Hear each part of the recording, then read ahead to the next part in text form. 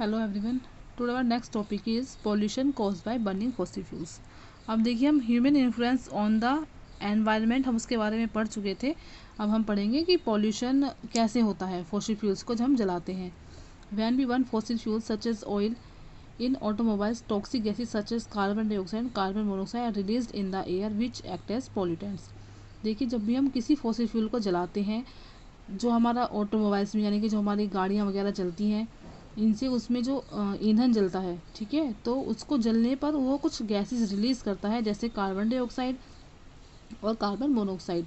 ये गैसेस हमारी एयर में आके मिल जाती है, जो एक पॉल्यूटेंट्स का काम करती है। Other gases like sulphur dioxide and nitrogen oxide are released from factories. और दूसरी गैसेस जो हार्मफुल होती हैं वो आपकी सल्फर डाइऑक्साइड हो गई और नाइट्रोजन ऑक्साइड। ये क्या होती है, जो फैक्ट्रीज़ में, जो बड़ी बड़ी फैक्ट्रीज़ होती है जहाँ पर कोयला वगैरह जलाया जाता है, वहाँ से ये फैक्ट्री से रिलीज़ होती हैं। या और भी जो भी ईंधन जलता है फैक्ट्रीज़ के अंदर, तो वहाँ से ये वाली गैसेस रिलीज़ होती हैं। Let's see the harmful effects of this pollutants. अब देखिए, इन पोल्यूटेंट्स का हार्मफुल इफेक्ट क्या होता है उसके बारे में हम यहाँ देखेंगे, पढ़ेंगे। Carbon monoxide is a poisonous gas. Carbon monoxide क्या है, इसको CO से प्रेजेंट करते हैं। ये एक पॉइजनस गैस है and is detrimental to our health, जो हमारी हेल्थ के लिए हानिकारक होती है। Carbon dioxide release in the atmosphere traps the heat that reaches the earth. अब देखिए, कार्बन डाइऑक्साइड क्या होती है, ये हमारे एटमोसफियर में रिलीज हो जाती है, तो उसके बाद ये हीट ट्रैप हो जाती है इसमें, मतलब बहुत ज़्यादा जो गर्मी होती है हमारी अर्थ के अंदर वो पहुंच जाती है, हीट को वो ट्रैप कर लेती है हमारी earth. This is known as green house effect. इसको ग्रीन हाउस इफेक्ट कहते हैं। और ज़्यादा गर्मी बढ़ने का कारण यही होता है कि हमारे एटमॉस्फेयर में कार्बन डाइऑक्साइड की मात्रा बढ़ गई है। Excessive carbon dioxide emission will result in the trapping of more heat. अब देखिए, ज़्यादा कार्बन डाइऑक्साइड हो जाएगा तो उसकी वजह से क्या होगा, उससे ज़्यादा हीट ट्रैप हो जाएगी, जिसकी वजह से than desired leading to global warming, जिसकी वजह से ग्लोबल वार्मिंग जैसी समस्या बन जाएगी। अब ग्लोबल वार्मिंग की वजह से क्या होगा, जो हमारी पोलर आइस कैप्स होती हैं, जो ग्लेशियर्स होते हैं, बर्फ़ के जो पहाड़ होते हैं, वो पिघलना शुरू हो जाते हैं ज़्यादा गर्मी की वजह से, और ये बाढ़ का रूप धारण कर लेते हैं। Thus flooding coastal region of the earth. और हमारी अर्थ पर जो कोस्टल एरियाज़ हैं पोलर आइस कैप्स के, वहाँ पर बाढ़ जैसी समस्या बन जाती है। Sulphur dioxide nitrogen oxide can combine with water vapours in the atmosphere to produce two harmful acids. अब देखिए, सल्फर डाइऑक्साइड और नाइट्रोजन ऑक्साइड ये दोनों कंबाइन हो जाती हैं। तो कंबाइन के साथ हो जाती हैं वाटर वेपर के साथ। आप जानते हैं कि हमारे एटमॉस्फेयर में कुछ वाटर ड्रॉपलेट्स भी होती हैं, ये उनके साथ जब कंबाइन हो जाती है तो इससे दो हार्मफुल एसिड बन जाते हैं। एक तो सल्फ्यूरिक एसिड बनता है और दूसरा नाइट्रिक एसिड बनता है। These chemicals are part of acid rain. ये केमिकल्स क्या है, ये एसिड रेन का के ही पार्ट हैं। या आप बोल सकते हैं कि एसिड रेन में कौन कौन सी गैसेस पाई जाती हैं। तो सल्फ्यूरिक एसिड, कौन कौन से एसिड पाए जाते हैं, सल्फ्यूरिक एसिड और नाइट्रिक एसिड पाया जाता है। Acid rain can destroy trees and wild life. Acid rain क्या करती है, ट्रीज और जो वाइल्ड लाइफ होती है उन सबको डिस्ट्रॉय कर देती है। इससे पेड़ पौधे और जो जंगली जानवर होते हैं उन सब पर फ़र्क पड़ता है। या जो जो जंगल वगैरह होते हैं हमारे, उन सबको डिस्ट्रॉय कर देती है पेड़ पौधे। It can poison lakes as well as and destroy water organism. दूसरा, इसकी वजह से क्या होता है, क्योंकि जहरीली होती है, तो जब ये पानी हमारा लेक्स झीलों वगैरह में जाता है तो उससे भी जो पानी में रहने वाले ऑर्गेनिज्म है वो सब के सब इससे डिस्ट्रॉय हो जाते हैं, उनके लिए खतरा पैदा हो जाता है इससे। Pollution from a coal power plant. देखिए, यहाँ पर कोयला जलाया जा रहा है, उसकी वजह से देखिए कितना पॉल्यूशन हमारे एटमॉस्फेयर में फैल रहा है। बड़ी बड़ी फैक्ट्रियों से इस तरह से धुआं रिलीज होता है और ये कितना खतरनाक होता है आप समझ सकते हैं। Conservation of fossil fuels. अब देखिए, हमको अपने फॉसिल फ्यूल्स को कंजर्वेशन की भी ज़रूरत पड़ती है। इनको किस तरह से हम बचा सकते हैं। Conservation is the sustainable use and protection of natural. Conservation क्या है, एक मतलब अच्छे तरीके से यूज़ करना है इनको, एक जुड़ी से लिए एकदम, मतलब एक दिमाग से बुद्धिमत्तापूर्ण हमको इनको यूज़ करना चाहिए। प्रोटेक्शन ऑफ नेचुरल रिसोर्सेज, और नेचुरल रिसोर्सेज को हम इस तरह से बचा सकते हैं। अब कंजर्वेशन का एम क्या होता है, इसका एम होता है कि सुनिश्चित करें कि जो रिसोर्सेज होते हैं आपके, such resources are not consumed faster. कुछ रिसोर्सेज आपके फास्टर कंज्यूम नहीं होते हैं क्योंकि दे आर रिप्लेस, क्योंकि वो प्रतिस्थापित होते हैं।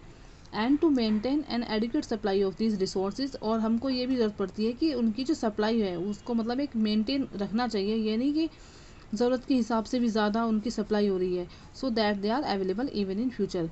और अगर उनको हम एक अच्छी अमाउंट में यूज़ करेंगे, एक एडिक्वेट सप्लाई उनकी होगी, तो उसकी वजह से क्या होगा कि वो हमारे आने वाले फ्यूचर में भी हमारे लिए काम में आएंगे, अवेलेबल रहेंगे, हमको उनकी उस टाइम पे ज़रूरत पड़ेगी तो हमें मिल जाएंगे।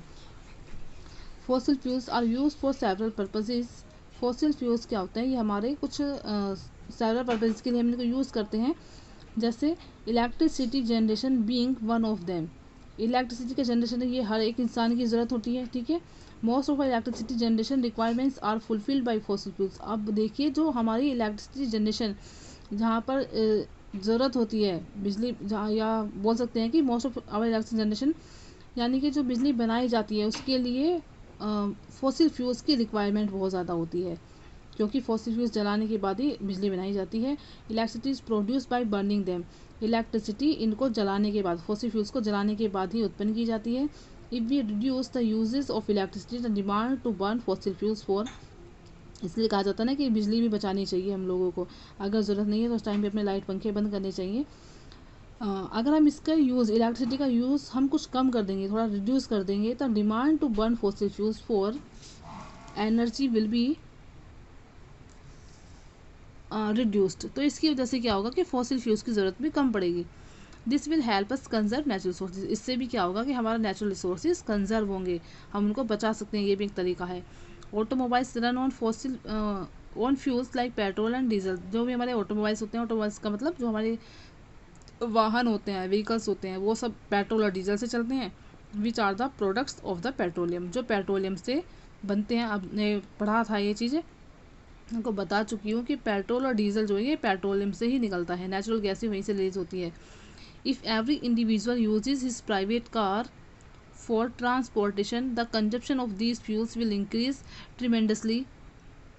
This will result in faster depletion of our fossil fuel reserves. अब देखिए इंडिविजुअल यूज, देखिए सबके पास अपनी एक, अगर हर व्यक्ति अपनी अपनी कार से जाएगा, कहने का मतलब अगर बसेस वगैरह ना चले, एक बस में देखिए एक साथ 40-50 यात्री जा सकते हैं, लेकिन अगर सबके पास अपनी प्राइवेट कार हो जाए और अलग अलग सब लोग अपनी गाड़ियों से जाएं तो ट्रांसपोर्टेशन के लिए, तो ऐसे में क्या होगा, फ्यूल्स की मात्रा बढ़ जाएगी, कंजप्शन बहुत ज़्यादा होगा, खपत ज़्यादा होगी, ऐसे में तो विल इंक्रीज ट्रिमेंडसली। इसकी वजह से क्या होगा कि ये खतरा उत्पन्न कर देगी कि फॉसिल फ्यूल्स बहुत जल्दी खत्म हो जाएंगे।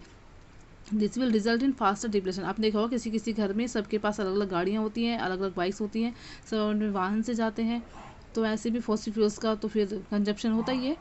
This will result in faster depletion. इसकी वजह से क्या होता है कि हमारे फॉसिल फ्यूल्स बहुत जल्दी से डिप्लेट हो जाते हैं। Car pooling restriction on the use of private vehicles and increase use of public transport can help us conserve petroleum.